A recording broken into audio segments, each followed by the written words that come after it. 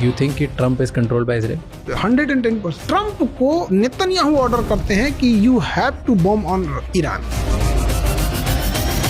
One of the most loved teachers of India, Khan sir is back. Israel क्यों कैसे control करता है America को? इजराइल सबसे ज्यादा फंडिंग करता है यूएस इलेक्शन में। पूरा आप समझिए सिलिकॉन वैली से लेके और न्यूयॉर्क तक दो चीज अगर कब्जा हो गया तो पूरा कब्जा हो गया। ये दो लॉबीज यूज की है। इस एपिसोड में खान सर ने बात की डोनाल्ड ट्रंप और एप्स्टीन फाइल कनेक्शन के बारे में, साथ ही यूएस, इजराइल, चाइना, इंडिया और रशिया जैसे ग्लोबल पावर्स के बीच चल रही जियोपॉलिटिक्स पर ऐसी इंसाइट्स शेयर की हैं जो आज के टाइम में समझना बहुत जरूरी है। और ये सब अमेरिका का प्लान है कि ट्रम्प का? सब एक ही जैसे हैं। थोड़ा सा ट्रंप ये है कि बड़बोला बदतमीज टाइप का ज्यादा है, और ट्रंप की नीतियों को अमेरिका को एक लॉन्ग टर्म में बहुत भुगतना पड़ेगा।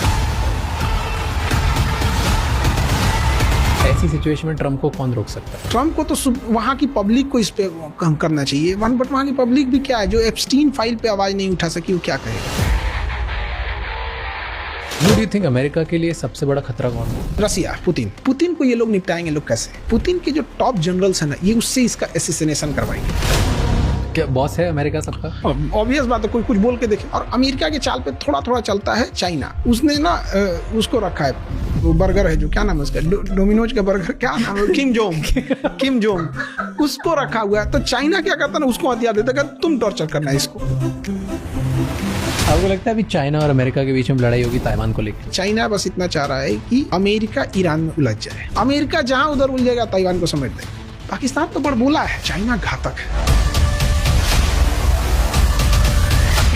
पाकिस्तान का पीएम जाके ट्रम्प के सामने ऐसा सूटकेस खोल देता है, उसके सारे रेयर अर्थ मिनरल दिखाता है। पाकिस्तान में जितने रेयर अर्थ मेटल हैं वो बलूचिस्तान में है, और इंडिया आज नहीं तो कल पाकिस्तान का बलूचिस्तान तोड़ देगा। ये डोभाल साहब का ड्रीम प्रोजेक्ट है।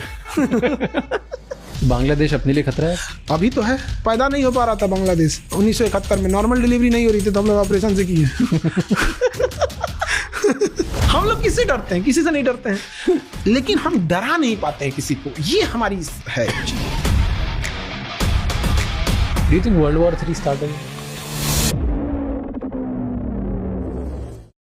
अगर आपको कोई सामान भेजना हो या कहीं से मंगवाना हो, बहुत बार ऐसा होता है कि सही ऑप्शन मिलना मुश्किल हो जाता है, and for smaller items it's always a struggle.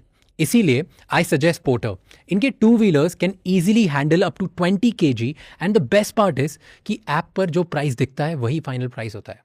आपको रेट्स के लिए नेगोशिएट नहीं करना पड़ता, और ना ही इनके पार्टनर्स आपसे कभी एक्स्ट्रा कैश मांगेंगे। जब एक रिलायबल एक्सपर्ट आपका सामान ले जा रहा हो तो आप टेंशन फ्री होकर अपने काम पर फोकस कर सकते हैं। To know more about Porter, click the link in the description.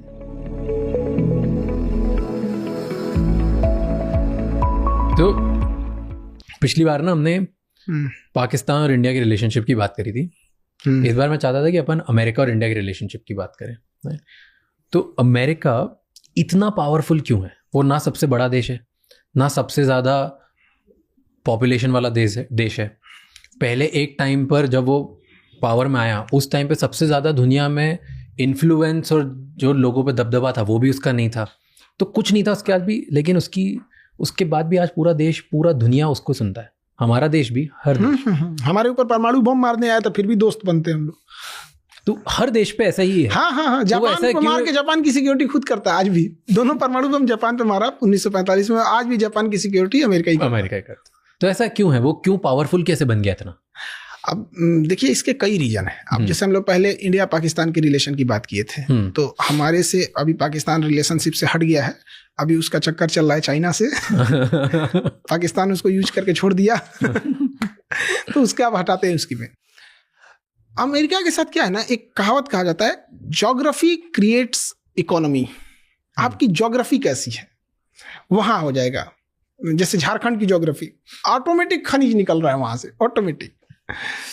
But geography creates economy and the politics hold this economy.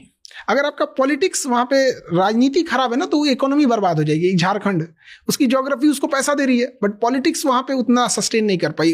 मतलब एक समझिए कि पिछड़े राज्यों में उसकी गिनती हो रही है, जबकि सबसे ज्यादा खनिज होना चाहिए। उसका उल्टा सिंगापुर में देखिए। सिंगापुर का लोकेशन इतना जबरदस्त है ना कि सारी जहाजें वहीं से जाती है। सिंगापुर में इतनी कम जमीनें हैं ना कि वहां फैक्ट्री जो है वो पानी वाली जहाज पे लगा दी गई है और जहाज को समुद्र में भेजा गया है। लोग ड्यूटी करने छोटी नाव से जाते हैं, आपको पता ही। जमीन ही नहीं है वहां पे, इतना छोटा सा देश है। 1965 में आजाद होता है यहाँ पे। तो वहां पे ज्योग्राफी ने इकोनॉमी को क्रिएट किया, लेकिन वहां के जो पॉलिटिशियन है उसको होल्ड करके रख लिया, बचा के रख लिया इस चीज को। ये चीजें अमेरिका के साथ भी होती है। उसके एक तो उसकी जनसंख्या बहुत कम है, 34-35 करोड़ लोग हैं, इंडिया से 3 गुना बड़ा है। आप बस यही चीज इंडिया में सोच के देखिए, आज अगर इंडिया में इतनी ही सब कुछ रहता, कोई चीज चेंज नहीं होती, बट हमारी आबादी 35 करोड़ रहती, तो क्या इतनी समस्या होती? ऑब्वियसली हम हाथी हैं, हम हाथी खाता बहुत ज्यादा है। तो हम लोग क्या है ना कि आप सोचिए कि चलिए ऊपर से अगर 80,000 करोड़ रुपए हम निकालेंगे ना, तो सबको 500-500 रुपए पहुंचता है किसान को। 80,000 करोड़ निकला है, तो ये उसका एक तो एरिया बड़ा है, ठीक है, पॉपुलेशन बहुत कम है, और मिनरल रिच है, उसके किसी न किसी एरिया में कुछ कुछ होता है, और वो दूर इतना है ना, इतना दूर है कि उसका दुश्मन बनना बहुत इम्पॉसिबल है। आप वहां तक कैसे पहुंचिएगा? एकदम हाई ग्रेड का मिसाइल होना चाहिए। अब अमेरिका ने सबसे अच्छी चाल क्या किया, उसने अपनी इकोनॉमी को होल्ड करने के लिए पॉलिटिकल पावर का बहुत इस्तेमाल किया। जैसे वो हर नियम बनाता है जो आप अमेरिका तक नहीं पहुंच सके। जैसे 300 किलोमीटर से ज्यादा मारक क्षमता की आप मिसाइल नहीं बना सकते हैं, परमाणु बम नहीं रख सकते हैं, बड़ी नेवी रखने नहीं देगा, यूरेनियम, उसे पता है कि सबसे खतरनाक चीज यूरेनियम है, तो एनएसजी बना दिया, न्यूक्लियर सप्लायर ग्रुप, इंडिया भी उससे बाहर है, आप यूरेनियम नहीं रख सकते। तो हर पॉलिसी उसकी, जैसे हमें लगता है WTO हमारे लिए काम करता है, नहीं काम करता है। ये पूरी तरह अमेरिका को सिक्योर करने के लिए काम किया जा रहा है, तो उसका सिस्टम इस तरह से है। और गौर करके देखिएगा आप, अमेरिका में कौन जाके बसता है? जो अपने अपने देश के टॉप पैसे वाले लोग थे, टॉप ब्रेन वाले थे, टॉप एंटरप्रेन्योर थे, वो जाके अमेरिका में बस रहे हैं। तो केवल क्रीम खींचा है अपने यहाँ पर। और अमेरिका को भी ये बात दाद देनी पड़ेगी कि वहां उस देश में कोई आके न्यूयॉर्क का मेयर बन जाता है और वहां का नहीं रहता है, और भाषण क्या देता है न्यूयॉर्क का mayor Zohran Mamdani, city of the immigrants, run by immigrants and rule by immigrants. क्या ये इंडिया में पॉसिबल है? नहीं। यहां पर तो ये हाल हो जाएगा कि लखनऊ का आदमी जयपुर में बाहरी हो जाता है, भोपाल का आदमी इंदौर में बाहरी है। वहां पे क्या है ना, उसने बाहर इंटेलेक्चुअल लोगों को दिल खोल के उसने बुलाया। तो इस वजह से आप देखिएगा पूरी दुनिया से दुश्मनी है, लेकिन पूरी दुनिया के टॉप ब्रेन, टॉप लोग वहीं चले गए हैं, और उसने उस टाइप का माहौल भी दिया है। अब इसको वो होल्ड कैसे करे, इसलिए पूरी दुनिया पे हथियार को रखता है, हथियार, और उसका सबसे बड़ा बिजनेस है हथियारों का। वो कभी युद्ध नहीं रोक सकता है। वो एक युद्ध होता है तो अमेरिका को 10 फायदे होते हैं, मारेगा उसका हथियार बिकेगा, 10 लोग डरेंगे उसी से हथियार खरीदेंगे। अब जो देश बर्बाद हुआ है वो वर्ल्ड बैंक से लोन लेगा, वर्ल्ड बैंक को पैसा यही देगा, वहां से कमाएंगे। फिर जो उस पर कंपनियां आएंगी वो इन्हीं से खरीदेंगे, सब यही कमाता है। तो उसकी इस तरह से उसने बना के रखा। अच्छा, अगर यूरोप या एशिया जैसे देशों में रहता, जिसके पास में बॉर्डर रहते, तो उसको भी बहुत डिस्प्यूट होता। वो अपने आसपास में किसी दुश्मन को पनपने नहीं देता है। मैक्सिको हो गया, कनाडा के राष्ट्रपति को कहता है कि तुम तो मेरे गवर्नर हो, तुम्हारा वो मेरा ही स्टेट है वो कनाडा। वेनेजुएला के राष्ट्रपति को उठा ले गया। और ये सब होते बड़े बेशरम है। जिसको नंगे घूमने में शर्म नहीं लगता, उसे वादा तोड़ने में क्या शर्म लगेगा? प्रैक्टिकली सोच। अब उनका कल्चर भी अलग टाइप का है। इलोन मस्क के पिताजी जो थे, एरोल मस्क, उन्होंने जब शादी किया तो एक डिवोर्सी लड़की औरत से शादी किया। तो जिस महिला से शादी की उसकी ऑलरेडी एक बेटी थी, वो 4 साल की थी। तो जब शादी किए तो रिश्ते चले, कुछ दिन बाद उस महिला से, जिस इलोन मस्क के पिता ने जिससे शादी किया था, उससे डिवोर्स हो गया। तो उसकी जो बेटी थी 4 साल की, उसको खर्चा पानी पैसा उसे यही देते थे। बाद में जो बड़ी हो गई तो इलोन मस्क के पापा उसकी बेटी से शादी कर लिए। मतलब पहले उसकी माँ से किए, फिर उसकी बेटी से। जब उसकी माँ से शादी किए थे तो उसकी बेटी की 4 साल की थी। अब बड़ी हो गई, उसके 2 बेटे भी हैं, और दोनों इलोन मस्क के भाई हैं सब। इलोन मस्क के पिता के। तो उसका कल्चर सब अजीब टाइप का है। ये सब ट्रू है? मुझे नहीं पता था ये। एकदम बिल्कुल ट्रू है।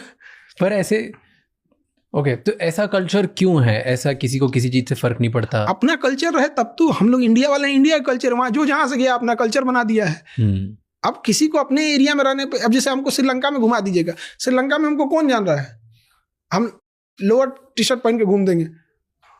तो वैसे वहां है, वहां जो जहां से गया वहीं से, उसको कोई माई बाप वहीं नहीं पूछने वाला। और फिर जब वो इतनी दूर है तो दुनिया उसकी सुनती क्यों है?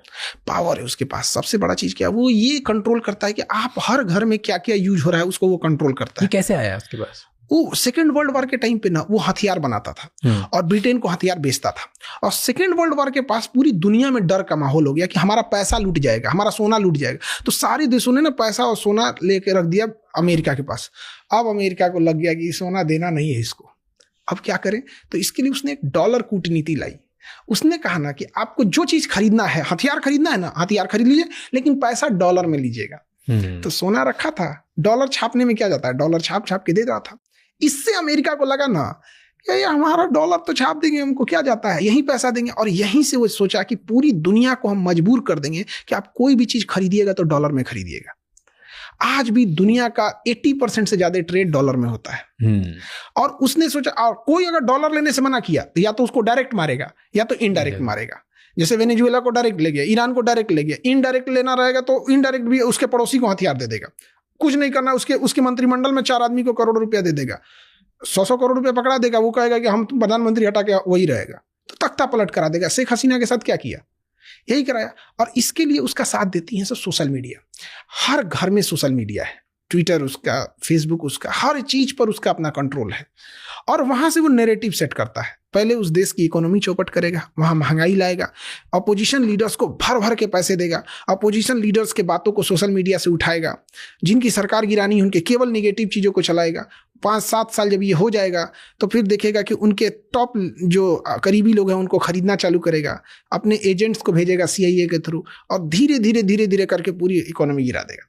अमेरिका टिकता है क्योंकि उसके पास पैसे हैं, और पैसा तब तक है जब तक दुनिया व्यापार कर रही है, और डॉलर में करेगी, और नहीं तो ये इसके पास हथियार इतना बड़ा मार्केट है। आप सोचिए कि जीवन भर अगर हम 100 एकड़ खेती करें, 100 एकड़ जमीन पे जीवन भर खेती करें, हमको उतना फायदा नहीं होगा जितना हम एक तोप बेच के खरीद लेंगे। एक तोप बेचे